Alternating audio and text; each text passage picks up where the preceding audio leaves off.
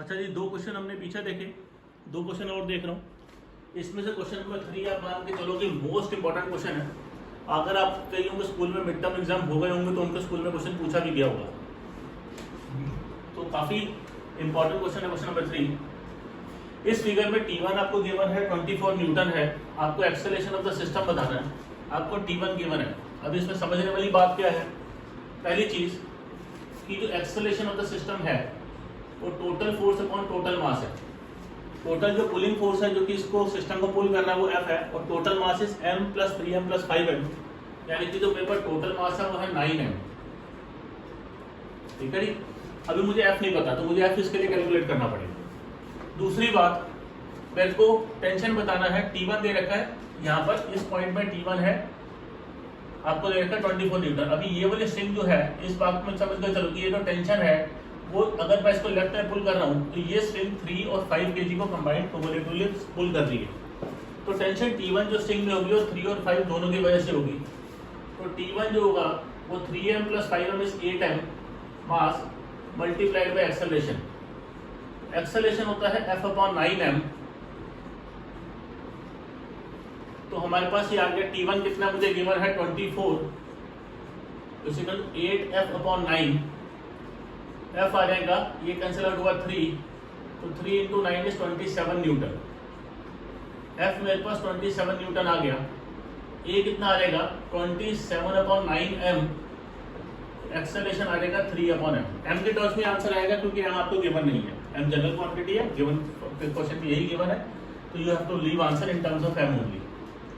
तो हमने F निकाल दिया, थर्ड पार्ट हो गया। एक्सेलरेशन ऑफ द सिस्टम निकाल लिया, निकालना है tension in the static string T2। अभी T2 को समझे, T2 स्ट्रिंग में टेंशन है जो कि 5m मास की वजह से है, तो ये मास हो गया 5m multiplied by acceleration A।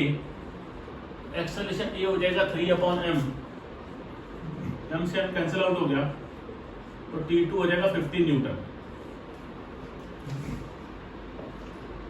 ठीक है जी। तो टेंशन T2 जो है ये 15 न्यूटन हो गया। तो पहला पार्ट थर्ड पार्ट हमारा इंपॉर्टेंट होगा। मैं फिर रिपीट कर रहा हूँ, अगर आपको स्कूल के पेपर अभी होना है तो this is the utmost important question, और अगर अभी नहीं हुआ तो ये आप समझ के चलो कि क्वेश्चन आने की प्रोबेबिलिटी बहुत ज़्यादा है। क्वेश्चन नंबर 4 इसके बाद आप ट्राई करो, इसको फ्रीज करके पहले नोट करो, इसको अपने सिस्टम को फ्रीज करो, इसको नोट करो क्वेश्चन नंबर 3 को, और फिर साथ में क्वेश्चन नंबर 4 आपने ट्राई करना है। क्वेश्चन नंबर 4 के अंदर आप एक चीज़ अंडरस्टूड रखना, क्योंकि कहीं भी कोई फ्रिक्शन वगैरह पार्ट हमें दे नहीं रखा, तो आप मान के चलना कि जितने भी सरफेसेस है सब स्मूथ है, तो फ्रिक्शन कहीं भी प्रेजेंट नहीं है। स्क्रीन को फ्रीज करके नोट करो।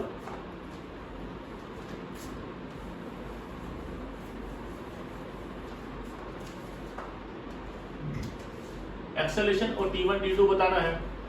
एक्सेलरेशन के बारे में हमने क्या पढ़ा था, acceleration is net pulling force upon total mass. अभी पुलिंग फोर्स कौन कौन सी है, यहाँ पर आप इसको 40 न्यूटन के फोर्स से पुल कर रहे हो, यहाँ पर इसको आप पुल कर रहे हो 20 न्यूटन के फोर्स से, तो नेट पुलिंग फोर्स हो जाएगी 40 - 20 अपॉन टोटल मास कितना हो जाएगा 2 + 8 + 4 14। तो एक्सेलरेशन आपके पास आ गई, मैंने जी यहाँ पे 10 लिया है, तो एक्सेलरेशन आपके पास आ जाएगी 20/14 यानी कि 10/7 मीटर/सेकंड²। तो ये तो मेरे पास एक्सेलरेशन आ गई। अब टेंशन T1 निकालना है। यहाँ पर मान के चलो कि ये वाली फोर्स ज़्यादा है, तो इसकी एक्सेलरेशन A नीचे की तरफ होगी और इसकी एक्सेलरेशन A ऊपर की तरफ होगी। तो जब बॉडी ऊपर जाती है तो tension T1 will be equal to m × G + A। Mass इसमें कितना है 2, ऊपर जाते हुए G + A हो जाता है, तो G कितना है 10 + 10/7 70 + 7, तो ये आ जाएगा 2 × 80/7, तो 160/7 न्यूटन। ये T1 हो गया। फिर T2 मुझे निकालना है। T2 हो जाएगा, ये 4 kg का मास है, तो ये हो जाएगा 4 × G - A।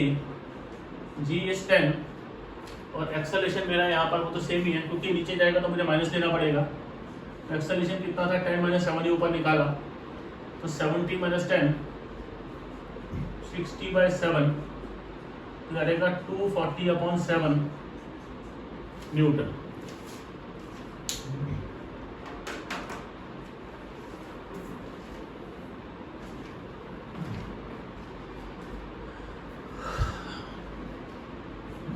ठीक है जी, फ्रीज करके नोट करो इसको।